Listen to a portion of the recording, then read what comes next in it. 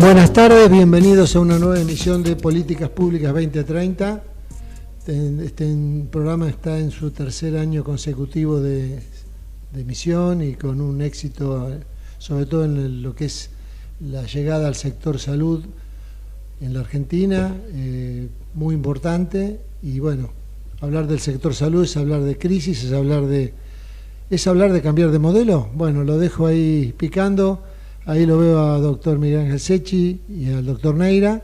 Les aviso que en unos minutos se va a conectar el doctor Rubén Torres. Me avisó que está con un pequeño inconveniente, pero de resolución casi inmediata. Así que buenas tardes y buen programa.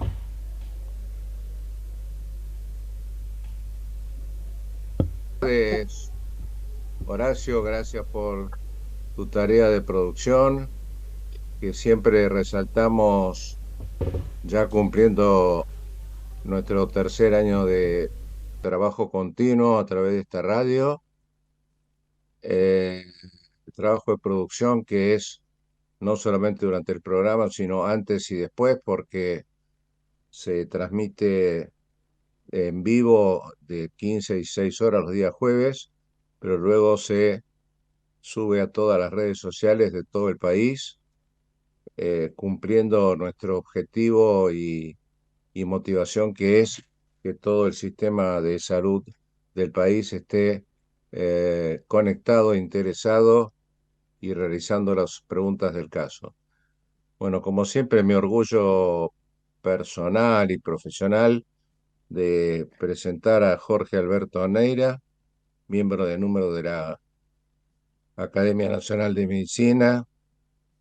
Jorge, muchísimas gracias por acompañarnos nuevamente, como lo venís haciendo en todos los programas, y sos nuestro salvavidas ante problemas complejos que se presentan tanto en la parte médica eh, como excepción, pero sobre todo en lo que hace a la gestión en salud y gestión de la calidad, que es lo que siempre a vos más te desvela, y sobre todo la tarea de promoción de patologías y prevención en salud. ¿Qué tal, Jorge? Hola Miguel, ¿cómo estás? Bueno, muchas gracias por el exceso de presentación. Este, para mí siempre es un honor estar con vos acá en este programa. Me parece que es interesante, es un lindo lugar para el intercambio de ideas, porque como siempre decimos, como no tenemos conflicto de interés, podemos hablar de todos los temas sin ningún inconveniente. Y esto es una cosa que en general me parece muy meritoria de este programa que ya tiene tanto tiempo. Y bueno, también agradecerle a Horacio por el trabajo que hace, que es el que no se ve, pero el que luce después en, en que este programa tenga más difusión, digamos, a través de los medios. Así que a mí me parece que es una buena oportunidad. Lo ideal sería poder en algún momento hacer algo un poco más amplio, con más participación del punto de vista de la audiencia, pero bueno, por ahora sigamos con esta línea que para nosotros es sumamente importante. Así que gracias Jorge, otra vez, Miguel. perdón, sí, no, gracias a vos, que sé que en tu apretada agenda siempre haces un lugar y no has faltado nunca. Aprovechamos para hacer una muy breve introducción al currículum de Rubén Torres, que es médico, eh, especialista en su momento de cirugía infantil, pero también tiene una larga trayectoria como en la Administración de Salud, representante del país por la OPS y la OMS en la República de Chile y en Washington, fundador de la Universidad y Salud y rector durante mucho tiempo, y ahora actualmente a nuestro criterio, un muy, muy, muy productivo emprendimiento que es Impepsa. Y además, el- el- la invitación a Rubén, que ya también nos comprende la General de la Ley en base a una gran confianza por su coherencia entre el decir y el hacer, ya lo tenemos en línea. Hola, Rubén. Hola Perfecto. Miguel, Buenas tardes, perdón por la demora. Buenas tardes, Jorge. ¿Cómo No, estás? no, ¿Cómo estás, Rubén? Un placer, como siempre. te vamos a descontar 20 Igualmente, segundos, te vamos a descontar 20 segundos al final. Bueno, magnífico.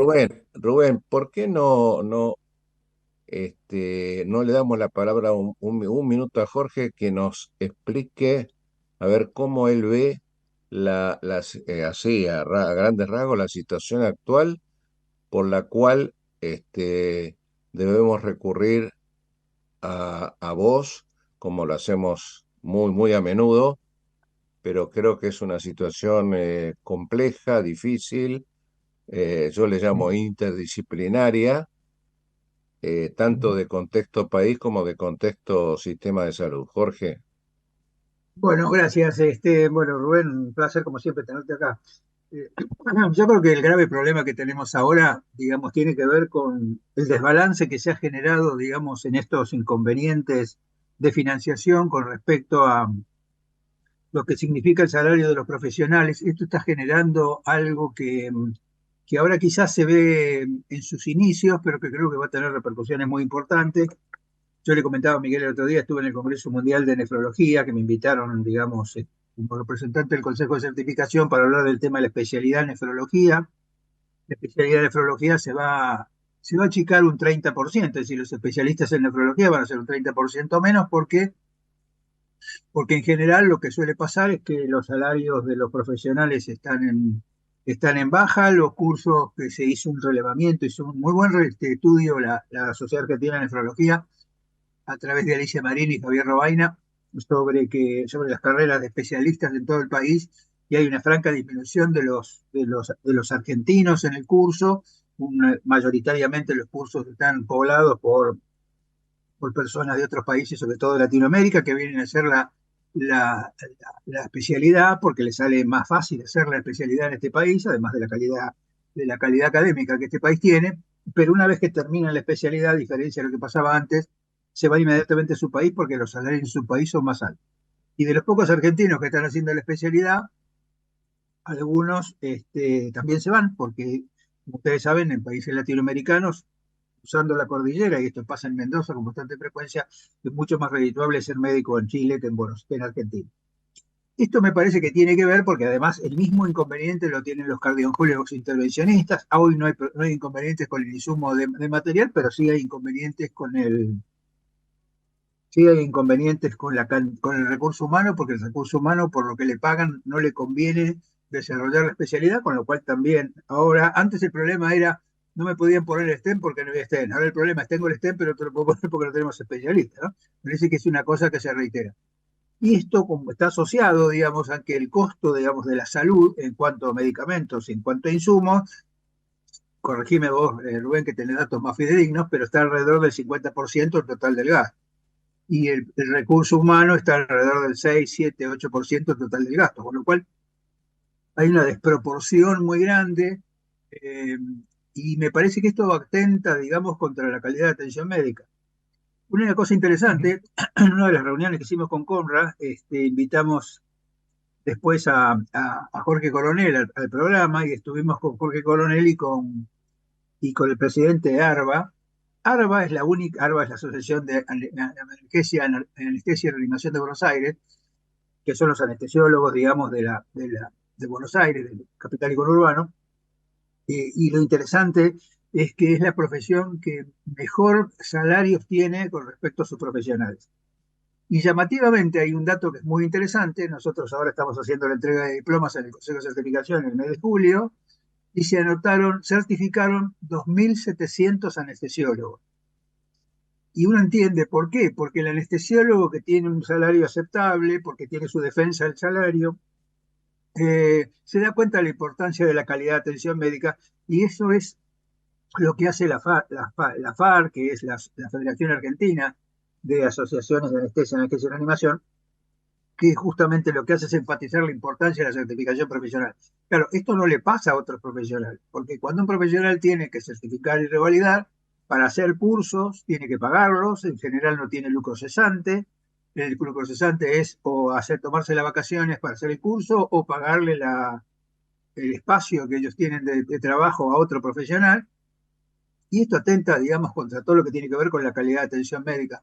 Con lo cual, a futuro, digamos, lo que se ve es un despoblamiento de los profesionales, pero al mismo tiempo una disminución de la calidad de atención médica por esta cosa de que tengo que elegir entre comer o revalidar, ¿no?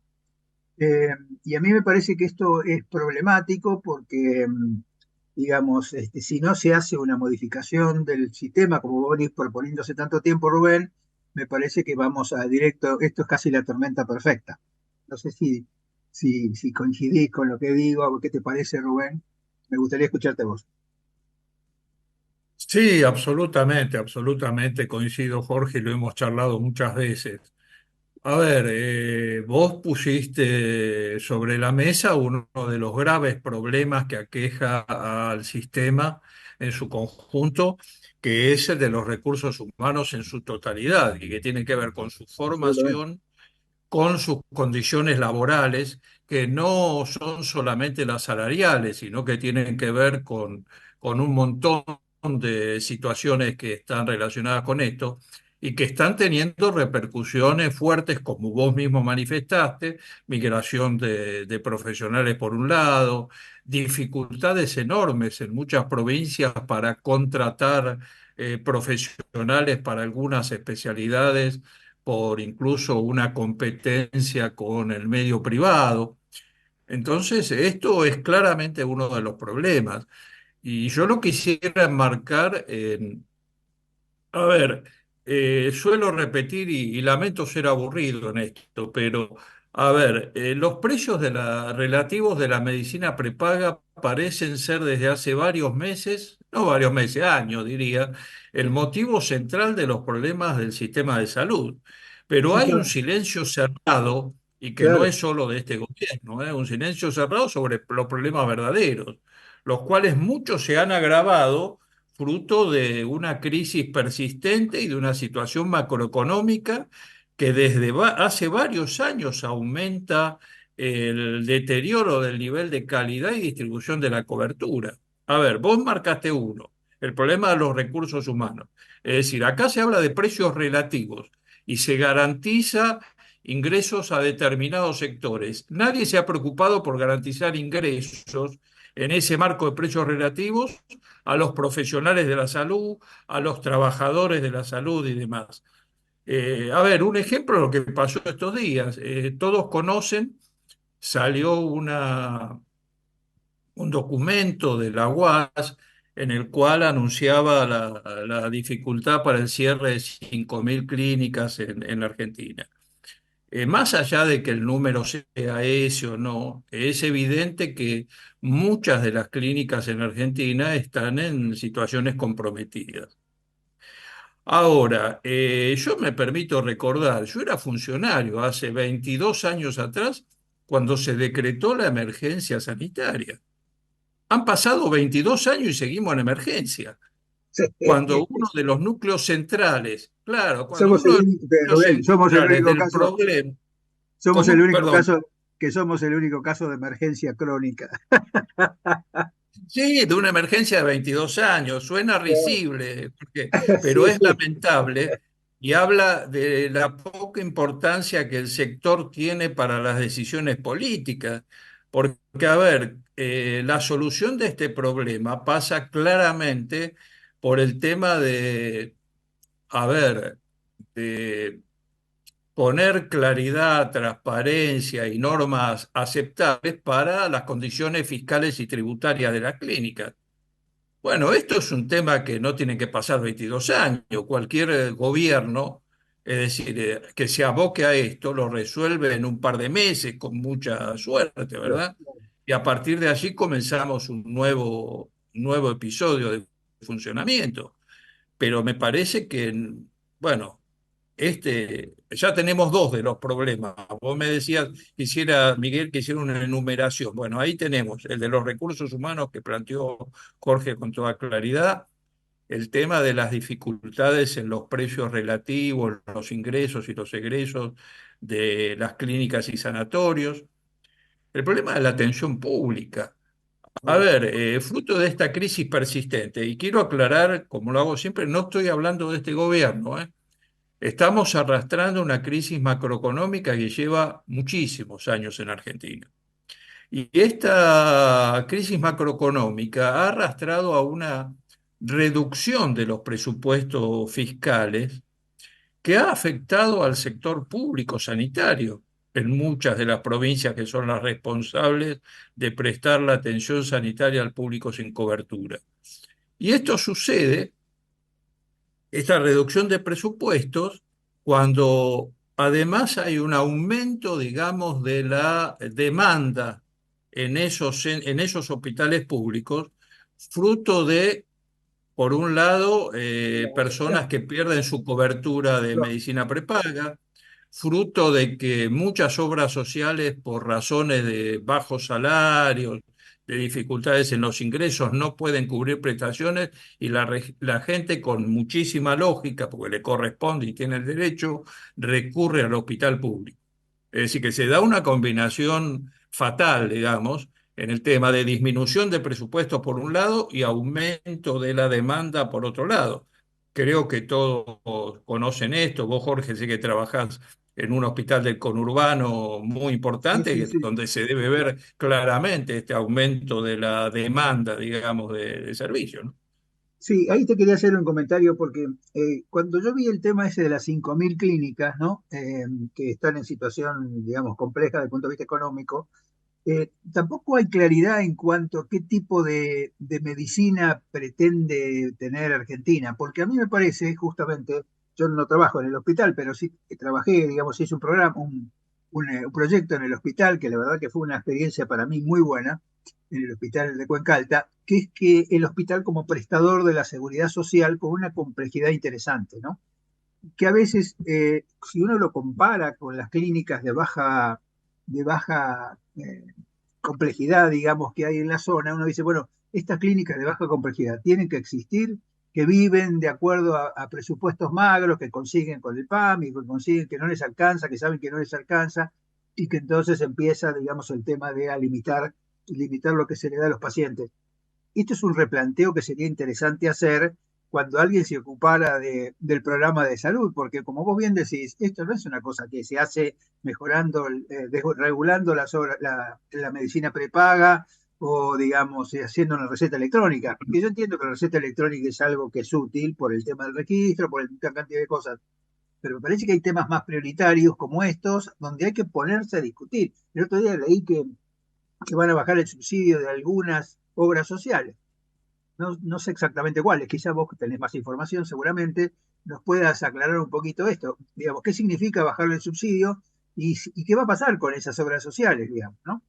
Y un poco me parece que esta cosa de que se hace como a los ponchazos, ¿no? O sea, se tira una idea y entonces, pero esto no resuelve el tema es sentarse a discutir qué tipo de medicina queremos. Yo creo que se puede hacer muy buena medicina con lo que hay, pero hay que reajustarla, para tener esa equidad que vos siempre comentás, que es lo que todos queremos en el sistema de salud, que yo me atienda igual en un hospital público, en un hospital privado, de acuerdo con mi cobertura, y que el piso sea el mismo, el techo que le pongan el que quiera, pero el piso es el mismo porque la calidad de atención piso tiene que ser igual.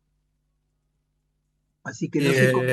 Jorge, y no me escapo a tu pregunta del subsidio, si después si querés después lo conversamos, pero no quiero dejar pasar esta observación que vos hacés, porque tiene que ver con un tema que sé que es muy, a ver, vos tenés mucho fervor por este tema y a mí también es un tema que siempre me ha interesado, que es el tema de la calidad. Obviamente. Porque, a ver, claramente como vos decís, es decir, existen un montón de establecimientos que realmente no reúnen las mismas condiciones de calidad de la prestación que otros establecimientos. Y cuidado que acá quiero ser, a ver, cuidadoso, ¿eh? Si esto sucede a ver, en una localidad de muy pocos habitantes, donde hay muy pocos recursos y demás, bienvenida sea la prestación que pueda brindarse. Ahora, no resulta lógico que en zonas urbanas reciban pacientes clínicas con y hospitales con muy diferentes niveles de calidad. Y lo más terrible, y creo que esto forma parte de lo que vos me has escuchado decir muchas veces, que es de la hipocresía que hay en el sistema, el hecho de que le estamos pagando exactamente lo mismo a una entidad que a otra entidad, lo cual Obviamente. resulta un incentivo perverso, porque de última nadie se va a ocupar de la calidad si no existe algún incentivo para que esta calidad se traduzca en una mejor remuneración o un reconocimiento diferente, ¿verdad? Entonces creo que este es otro de los problemas que también tenemos que afrontar. Eh, y creo que por ahí, mira, hasta lo ligo, Jorge, con una medida que surgió hace 48 horas, creo, que es la derogación de la regulación de los copagos y coseguros en el sistema de la seguridad social, ¿no es cierto? Es decir, acá, bueno, más allá de la opinión que haya sobre esta medida, cuidado que se puede volver a plantear este sistema de inequidad, ¿no? Es decir, Obviamente. cualquiera de estas clínicas puede llegar a cobrar un copago o un coseguro si no existe algún tipo de regulación, que otra clínica que tiene una inversión mucho mayor y mayores niveles de calidad y cobrar pagos o coseguros diferentes. Entonces creo que ahí habla claramente de que más allá de que todos podemos ser admiradores del libre mercado, de la mayor desregulación posible. Es decir, existen sectores, y la salud es uno de ellos, en los cuales claramente las fallas del mercado deben ser eh, enfocadas por un órgano rector del sistema de salud. Pero fíjate, Así Rubén, que creo que lo que vos decís, que es tan importante, ahora aparentemente se va a desregular la telefonía móvil, la conexión a Internet, y no me acuerdo qué otra cosa más, con lo cual el otro día estuve cenando con un empresario amigo que me decía, esto es muy fácil, digamos, cualquier cosa de esta yo lo agrego al precio. Entonces, aunque la inflación esté acotada, digamos, el costo de la vida cada vez es más complicado porque aumentaron las tarifas del gas, de la luz y del teléfono, se desregula, aumenta el copago. Entonces, con la plata que uno tenía, ahora tiene que pagar más cosas que antes no tenía que pagar porque había cierta regulación en cuanto a la telefonía móvil y a Internet. Yo entiendo que el libre mercado es bueno para algunas cosas, pero es malo para las personas, ¿no? No sé no, vos qué sin opinas. duda, porque ahora más allá de esto, eh, mira, yo hasta aceptaría la desregulación de otros bienes, pero creo que hay bienes que el Estado debe proteger claramente, ¿no es cierto?, con regulación, y la salud es uno de ellos. Es decir, Tal a cual. ver, yo creo que en la telefonía celular, a ver, en el acceso a Internet, que son cosas absolutamente casi imprescindibles para la vida diaria hoy, es decir, uno puede aceptar diferencias, es decir, uno podrá tener 300 megas y otros 100 megas, alguno podrá acceder a un canal de aire o un canal pago, y ahí no creo que exista conflicto social o no debiera existir conflicto social de esto. Ahora, es inaceptable para una sociedad democrática que las diferencias sí existan marcadamente en un rubro como el de la salud, Sí, bueno, pero donde el resultado... lo que yo te decía, Rubén, del tema de esto de la desregulación de la telefonía, es que también esto, digamos, cuando la empresa de salud, digamos, tiene estos costos que le aumentan, lo transfieren al precio. O sea que de alguna manera incide en el sector salud. No es que decir, bueno, no, claro, la telefonía si la quiero la tengo y si no, no la tengo. Pero el tema es cómo incide esto en los precios de la salud, como pasa con los medicamentos y los insumos, ¿no? No, ¿Te parece? totalmente de acuerdo, Jorge, totalmente de acuerdo, pero ahí creo que estamos ante otro problema, ¿no? Avanzar en la solución de algunos de los problemas que hemos discutido contigo en estos minutos implica, a ver, tener una concepción que comprenda la totalidad del sistema de salud. Obvio. ¿A qué me refiero?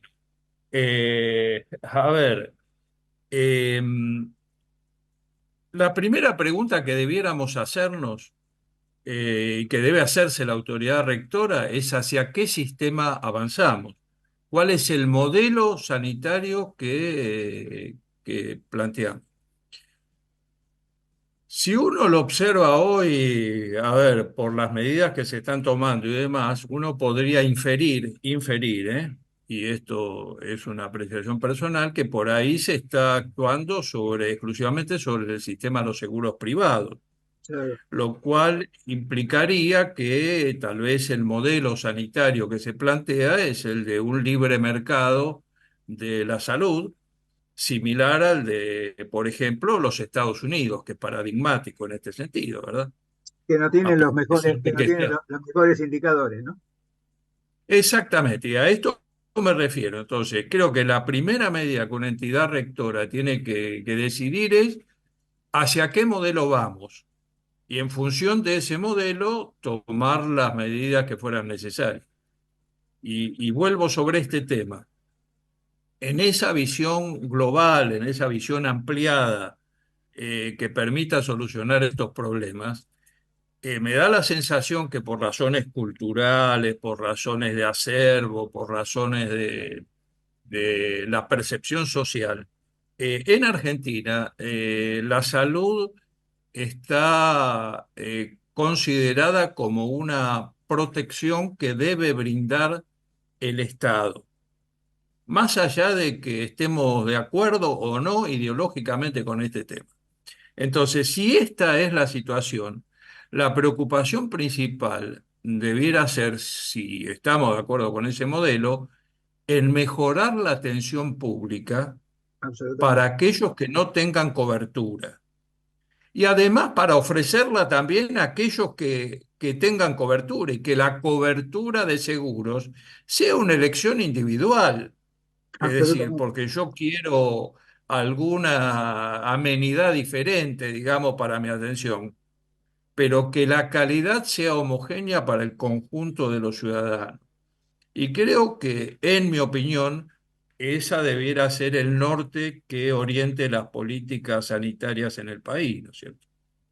Sí, yo pienso lo mismo. A mí me parece que lo que falta es saber a dónde vamos, porque en realidad a mí me parece que todas estas cosas que parecen que responden a intereses particulares, estas propuestas, no se basan, digamos, en un sistema de salud, en discutir un sistema de salud para decir qué sistema de salud queremos y cómo vamos a apoyar a los que están, digamos, endebles y cómo se sigue. Acá me están diciendo que tenemos que ir a un corte.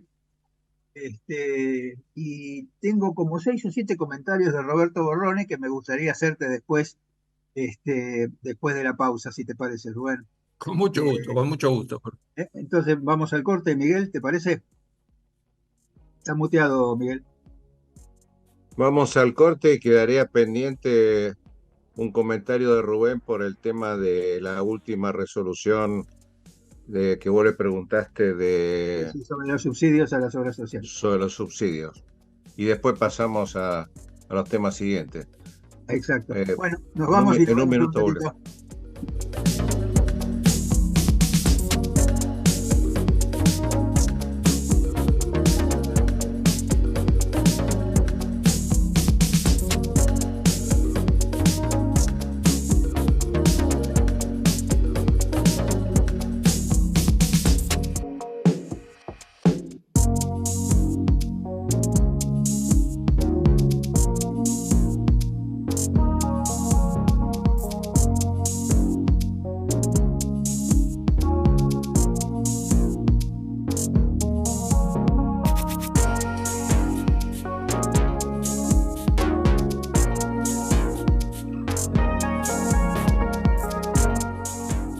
Ecomedios.com AM1220.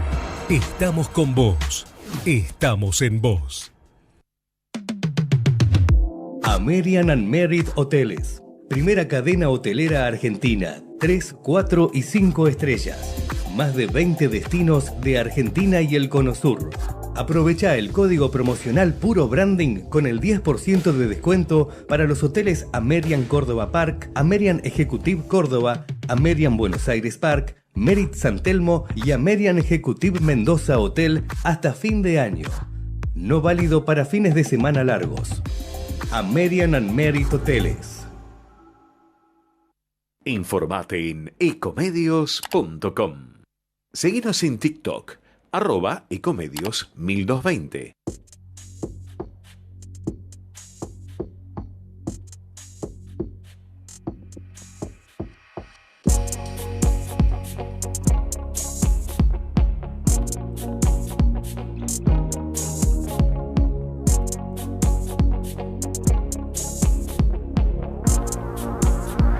Bueno, y después de la pausa comercial, volvemos con el programa, un programa muy jugoso y con, bueno, todos los méritos para los distinguidos profesionales que están llevándolo adelante. Así que continuemos. Bueno, Rubén, te comentaba que tenías que hablar del tema este de la famosa propuesta de quita de subsidio. Sí, sí. Un solo comentario de lo que me está preguntando Roberto Borrone, sobre el tema que ¿cuál es el proyecto anarcocapitalista para el subsector de salud de financiación estatal? Y si con los vouchers se va a desfinanciar el sistema público o no. Viste que el otro día una de las cosas que se hizo fue presentar en San Nicolás la utilización del voucher. Yo fui el año pasado a dar unas charlas al Hospital San Felipe de San Nicolás, y justamente en la entrada de San Nicolás hay una enorme institución privada que es el Grupo Oroño, y aparentemente ahí es donde se hizo la presentación del voucher hacia las personas para que se pueda atender en el Grupo Oroño, cosa que me parece muy bien. El problema es cómo se va a seguir financiando el Hospital San Felipe. Y un poco este es el resumen de lo que está preguntando Roberto, porque dice, estamos mal y ahora estamos infinitamente peor por esto que te estoy diciendo, ¿no? ¿Quieres hacer algún comentario para Roberto? Sí, Jorge, si me permitís, no escapo a lo de los subsidios, te prometo, terminado No, y esto, te terminamos comento esto de y los seguimos con subsidios. los subsidios. Pero a ver, respecto del tema de los vouchers, creo que, bueno, yo lo he escrito muchas veces, lo vengo diciendo, creo que vos coincidís con esto. El reemplazo del subsidio a la oferta por el subsidio a la demanda es un principio muy interesante para desarrollar en el sistema de salud, sin lugar a ninguna duda. Una de las formas es los vouchers. Ahora, en la situación que tiene el sistema de salud actualmente en Argentina, la preocupación es la sostenibilidad, lo que vos decís, de ese sistema posible. Absolutamente, Porque claro. acordemos que si bien me parece muy interesante y plausible la iniciativa de San Nicolás, seamos realistas que las prestaciones cubiertas a través del voucher, a través de un prestador público, son muy pocas. Las prestaciones, digamos, más pesadas van a seguir recayendo en el sector público. Y como vos decís, ahí la incógnita viene, bueno, cómo se va a lograr la sostenibilidad de ese sector público. Pero me Absolutamente. parece una iniciativa interesante en el sentido de la combinación de lo público con lo privado, ¿no? A mí, Me yo parece coincido más que con vos, interesante. yo coincido con vos y me parece que ahí es donde se entronca con el tema del hospital de gestión descentralizada, que es que un hospital, digamos, con capacidad de trabajo adecuada, con indicadores, como este tema del proyecto del hospital de- que te comentaba, que me parece que Sí. siendo un prestador de la seguridad social y poniéndolo en condiciones de competencia, pero hoy no está en condiciones de competir con nadie, y si vos le das a un voucher, la gente va a huir del hospital y se va a ir al sector privado porque le va a ser más convocante, digamos. Y este es el problema, ¿quién va a financiar al sector público? Totalmente, Jorge, totalmente. Y a esto viene el segundo comentario que quería hacer, vos me has dado pie con esto. Cuando recién antes del corte vos hablábamos de esto. A ver, yo coincido absolutamente con desregular el seguro privado, pero como condición sine qua non para desregular el seguro privado, me parece que tenemos que exigir que la atención pública Absolutamente. sea absolutamente homogénea y de calidad. Una vez que nosotros garanticemos eso para todos los argentinos, entonces yo no tengo ningún problema en que se desregule la actividad del seguro privado e incluso te diría, hasta discutiría la desregulación de la seguridad social probablemente. Pero cuando esté garantizado para todos los argentinos la atención. Porque, a ver, yo me siento en el sillón de un señor que hoy tiene mi edad y que durante 40 años pagó una medicina prepaga y que hoy, en función de su salario de jubilatorio, no lo va a poder seguir sosteniendo.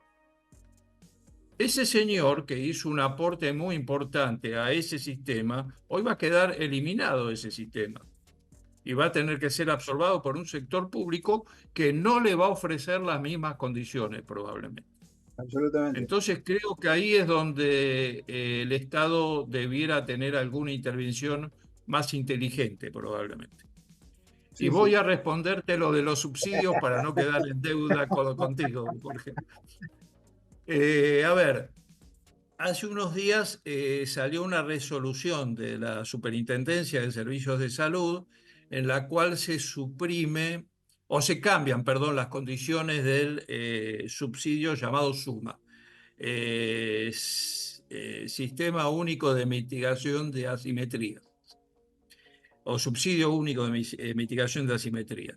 Esto era un subsidio que fue implementado allá por el año 2012, si no me acuerdo, por un decreto que repartía actualmente, porque en principio repartía más, repartía creo el 5 o el 6%, actualmente repartía el 3% del total de la recaudación de la seguridad social entre todas las obras sociales. Eso se tomaba, ese monto del Fondo Solidario de Redistribución, y se distribuía 80% en partes iguales entre todas las obras sociales y un 20% de acuerdo al número de beneficiarios de esas obras sociales.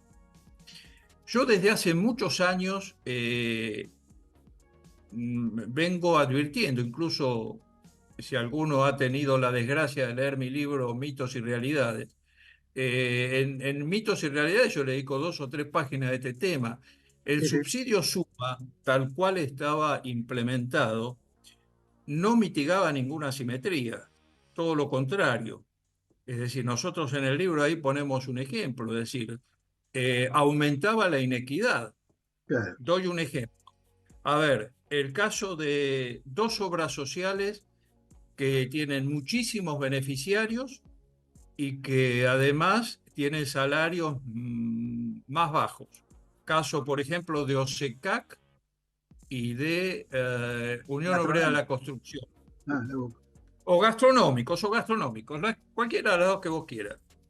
Recibían menos subsidio por el SUMA que otras 2 entidades que tienen salarios que son 5 o 6 veces superiores a las de esas obras sociales y que por lo tanto tenían ingresos mayores. Por lo tanto, o estaba mal el nombre del subsidio porque no mitigaba ninguna asimetría o aumentaba esas asimetrías. Claro. En lugar de llamarse SUMA, se debía llamar SUAM, es decir, subsidio único de acrecentamiento de las... Correcta podría ser. Exactamente. Entonces, en ese aspecto yo estoy totalmente de acuerdo con el efecto que tenía, porque ¿cuál era el efecto? Era el efecto que mantenía con vida a un montón de instituciones que por el número de beneficiarios y el nivel de ingresos, es decir, no pueden sostener prestaciones y recibían Claro. montos enormes de subsidios. Acá quiero ser, a ver, muy claro, porque yo no estoy de acuerdo tampoco con una lógica llana de decir, a ver, una institución con menos de 10.000 beneficiarios no puede prestar atención médica. ¿Por qué? Porque yo creo que el número de beneficiarios no es el único componente, ¿eh?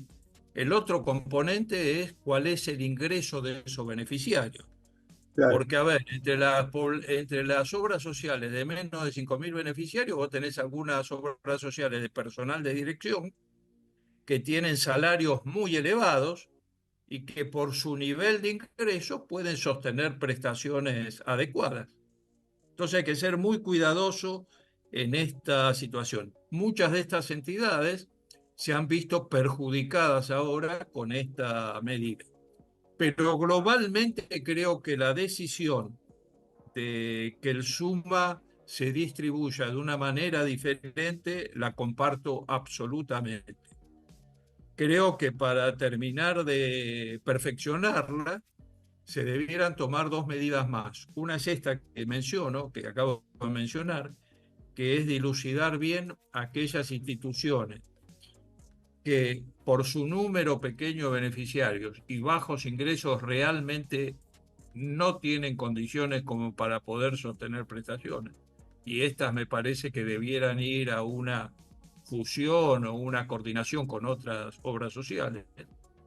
Y aquellas otras que sí, por su nivel de ingresos, pueden sostener las prestaciones. Y el otro corrección que yo le haría al SUMA, repartido como se reparte actualmente, es que se reparta de acuerdo a cómo se repartía el SANO, que es otro de los subsidios, y que durante mi gestión nosotros hicimos el estudio que permitió poner en funcionamiento esto, que es que se reparta por algún factor de riesgo. Nosotros habíamos tomado en cuenta la edad y sexo, que no es el mejor sistema, pero es un sistema que Pero perfila, emparenta coincide. más exactamente la probabilidad de gasto del beneficiario con el subsidio que se recibe, ¿verdad? Eso me parece que haría mucho más transparente aún la repartición de los subsidios. Pero te reitero, Jorge, en principio estoy de acuerdo con la nueva distribución del subsidio. Yo estaba Jorge, pensando ¿me cuando vos permitís? hablabas, que cuando se Ah, hace, ya un segundo, Miguel, sí, cuando se hace la ergometría para saber la carga a la que se expone la persona, se multiplica la presión por la frecuencia cardíaca, ¿no? Y eso te da una carga para lo cual, digamos, vos haces el cálculo de los METs y estas cosas. Y acá me parece que esto que vos decís de las obras sociales es lo mismo, porque si uno multiplicara la cantidad de afiliados por lo que pagan, digamos, te daría lo mismo, porque si vos ahí podrías decidir en base a esta multiplicación de número de afiliados por cantidad que pagan versus los otros que tienen más afiliados pero que pagan menos. Y acá me parece que la repartija debe ser hecha en ese sentido y no por la cantidad de afiliados solo. Así que a mí me parece que hay muchas formas de hacerlo, digamos, y yo creo que, bueno, por eso es que yo creo que esta es la discusión que se necesita, la discusión de sentarse y decir, bueno, ¿qué queremos hacer? ¿Queremos hacer el tema de los subsidios? Hagamos los subsidios como corresponde. Así que, bueno, Miguel, querías preguntar algo. no, lo mío es un comentario rápido. Conocí a Rubén cuando yo gerenciaba una asociación de clínicas, siendo superintendente, y por eso me recuerdo perfectamente el éxito de su gestión, y no por un halago actual, sino porque en ese momento Rubén y sus equipos de gerentes recibían es una forma de decir, a todo el mundo que fuese con una inquietud, con una idea, con un problema, y en 72 horas teníamos la respuesta, obviamente por sí o por no, si al Estado que él representaba le resultaba factible o positiva la propuesta. Este programa me gratifica mucho porque hemos salido del diagnóstico, hemos pasado del diagnóstico a posibles soluciones, analizando inclusive lo hecho en San Nicolás, que es un tema muy puntual. Y mi pregunta es, o mi observación, y agregado por ustedes el resto, es por qué motivo hoy la gestión se reduce al cruce de solicitadas. O sea, la gran mesa que Rubén viene planteando hace tiempo, hoy se reduce a solicitadas, salvo que yo esté con carencia de información y que haya políticas públicas que se estén conversando y solucionando los problemas que hasta ahora hemos tratado. A ver, voy a aportar mi opinión a esto, Miguel. Creo que pueden existir dos razones para esto, ¿no? La primera es la ausencia de rectoría, es decir, la ausencia de una autoridad rectora que realmente plantee esto que dijimos durante el programa, ¿no? Es decir, ¿a dónde vamos? ¿Cuál es el modelo al cual planteamos? Porque una vez que está planteado eso, después uno tiene interlocutores a favor y en contra respecto de la aprobación o no de ese modelo. Creo que esta es una razón clara. La otra tiene que ver, de alguna manera, con lo que yo reitero, llamo habitualmente hipocresía, ¿no? Cuando yo planteo esa mesa de discusión, planteo que a esa mesa de discusión nos debemos sentar con una voluntad diferente a la que nos hemos sentado en los últimos 40 años. Y es ver y transparentar algunos de los genuinos intereses, genuinos, no estoy hablando de ningún término de corrupción, de genuinos intereses que cada uno de los sectores tenga. Y que esto no puede ser que un sector pueda imponer sus favores sobre otro, sino que todos veamos qué podemos deponer en función del bien común del sistema, ¿verdad? A ver, creer que una vez que individuos e instituciones con poder comprendieron la gravedad de la crisis y la necesidad de ponerle remedio, se van a dar una palmada en el pecho, van a reconocer que están equivocadas y van a dar instantáneamente un cambio de 180 grados a la conducta, o suponer que cualquier cambio por el mero hecho de contribuir a la equidad solo necesita ser explicado para ser adoptado, es una ingenuidad, ¿viste? Y yo observo, y lo observo, a ver, con beneplácito en el presidente, que muchas veces el presidente es muy disruptivo en el enfrentamiento a algunos sectores. Me llama la atención que no lo sea en algunos de los intereses que tiene nuestro sector, ¿no es cierto? Porque ello, a ver, eso implica, vos hablabas de soluciones, Miguel. Es decir, esto implica, a veces nos vemos atrapados en el se debe hacer o hay que hacer, ¿viste? Y bueno, ahora, todos sabemos que la mayoría de las cosas que ocurren en el sector salud y de las que no ocurren es porque determinados sectores poderosos así quieren que suceda, ¿verdad? Entonces, eso explica la ausencia de soluciones verdaderas. A ver, nadie se dio cuenta que la emergencia económica sanitaria lleva 22 años. Nadie se dio cuenta que los médicos ganan poco. Nadie se dio cuenta que no tenemos una agencia de evaluación de tecnología. Nadie se dio cuenta de que necesitamos una atención primaria resolutiva. No, creo que todos nos damos cuenta. Todos sabemos perfectamente lo que se debería o lo que se tendría que hacer. El manejo de la salud hoy no es un problema científico que requiere más investigación y más datos. A ver, yo estoy muy de acuerdo, y vos lo sabés, Miguel y Jorge, y creo que compartimos esto, la necesidad de la digitalización, la necesidad de aumentar la información y la recolección de datos, esto ninguna duda, seríamos necios si negáramos esto. Ahora, la mejoría del sistema no es un problema científico que requiera más investigación y datos, es un problema político, es un problema de movilizar apoyos para intervenir, y cuando digo intervenir es sentarse a esa mesa contra la oposición del poder de intereses organizados, sean estos genuinos o no, ¿verdad? Porque existen realmente poderes que son genuinos, que defienden intereses genuinos, pero que bueno, hay que hacerlos, digamos, trabajar en el marco del bien común. Por supuesto, también existen otros intereses organizados que no son tan genuinos, y bueno, con ellos creo que ninguno de nosotros tenemos discrepancias respecto a que ahí hay que ser terminante respecto de su eliminación, ¿cierto?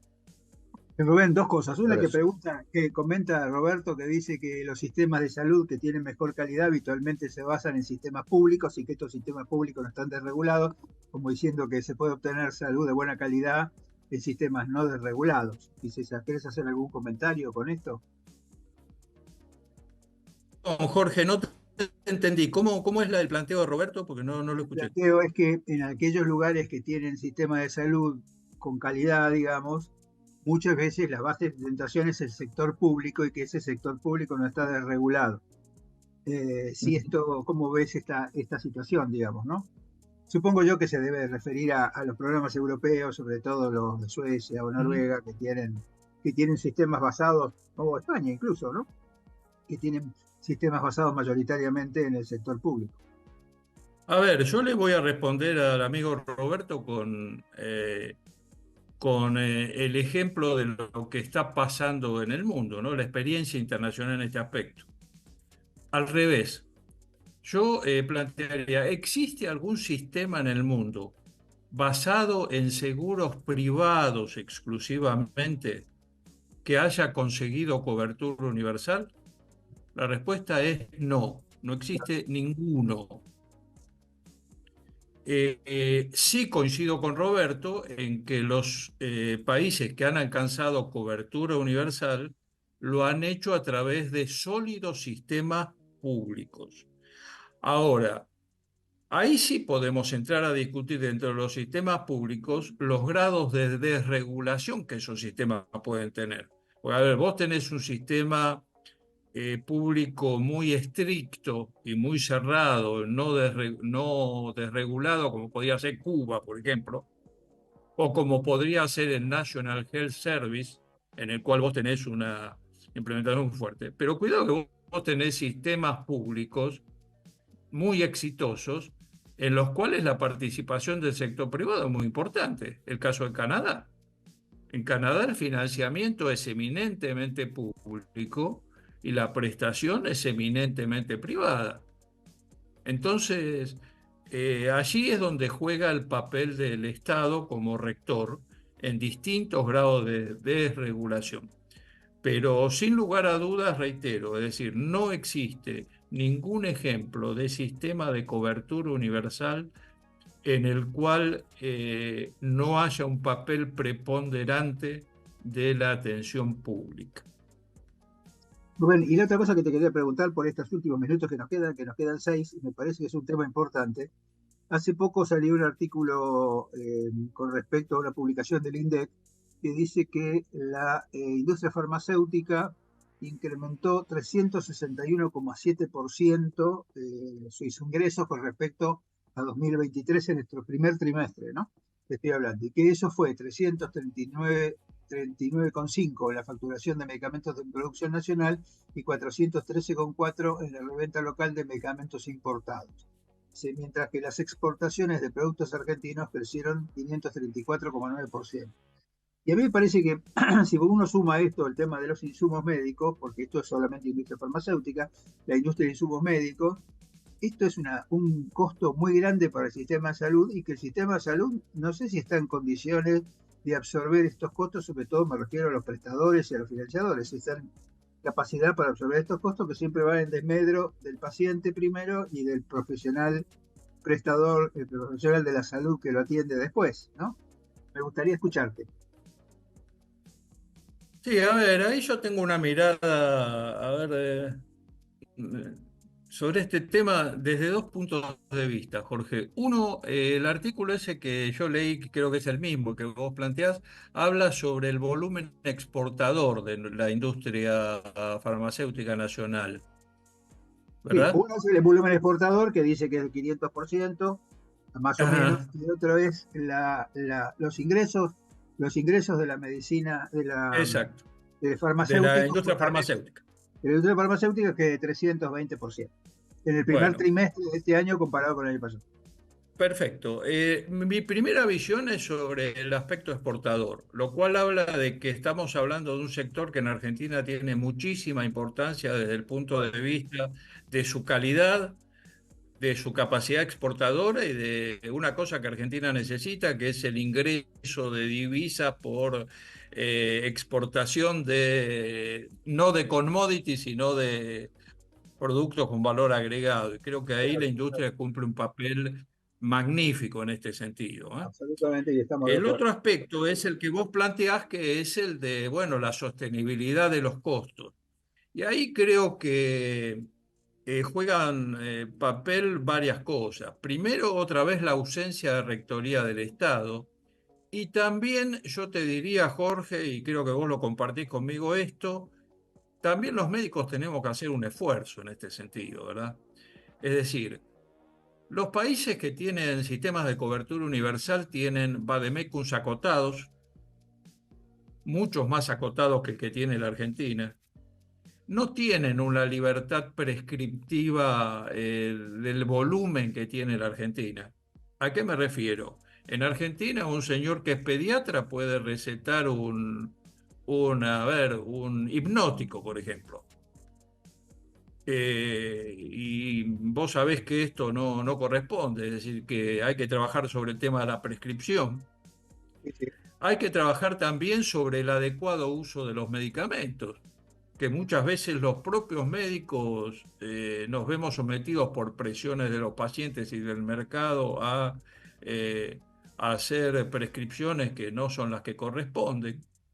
Entonces, bueno, creo que tenemos que trabajar mucho en este sentido y que la autoridad rectora, por supuesto, debe ayudar también mucho en este sentido, porque esto permitiría además apoyar mucho más a una industria farmacéutica nacional que, como te digo, es de gran calidad y que, bueno, tiene una capacidad productiva y de un nivel muy importante, ¿verdad? Sí, yo coincido en esto que vos decís, vos sabés que yo insisto mucho en que el medicamento, por eso es que sería muy bueno que los hospitales estuvieran acreditados, los médicos certificados y revalidados, porque solamente un profesional determinado debería indicar los medicamentos de alto precio. ¿Por qué? Porque Exactamente. tiene que ser un especialista en lo que está haciendo y no alguien que, una lapicera cualquiera que pueda indicarlo. Digamos, yo tengo Ujú. muchos años de médico, estoy por cumplir 50 años de médico, y en mis 50 años de médico nunca se me ocurrió indicar un medicamento de alto precio. Tan es así que cuando salían los medicamentos de alto precio yo trataba de hacer consensos en la sociedad, sobre todo con los que estaban vinculados con la medicina crítica, con la Sociedad Argentina de Terapia Intensiva y algunas otras sociedades, para decir, bueno, hagamos un consenso de las indicaciones, no le indiquemos a cualquiera, indiquemos específicamente. Así que a mí me Sí, parece y ahí, Jorge, en los medicamentos de alto precio, yo te agregaría otra vez el tema de la hipocresía, ¿no? Venimos discutiendo la Agencia de Evaluación de Tecnología hace 10 claro, años, ¿viste? claro, Entonces, claro. bueno, no hay ninguna duda que tenemos que tener una agencia de evaluación de tecnología que permita decirnos qué cosas debemos prescribir y qué cosas no debemos prescribir. Y creo que es Absoluto. una deuda importante que el sistema tiene, ¿no? Así es. Bueno, Rubén, yo por mi parte te agradezco todos los comentarios. La verdad que escucharte a vos siempre es un privilegio y un placer. Así que le vamos a pasar el cierre al doctor Sechi. Muchas gracias, muchas gracias. Y reitero mi gratificación de que miramos para adelante con posibles soluciones y no siempre con diagnósticos asentados y ya aceptados por todos. Muchísimas gracias, Rubén Torres, muchísimas gracias, Jorge Neira, y a la producción, y nos vemos el jueves. Chao, buen fin de semana para todos. Abrazo, abrazo para todos.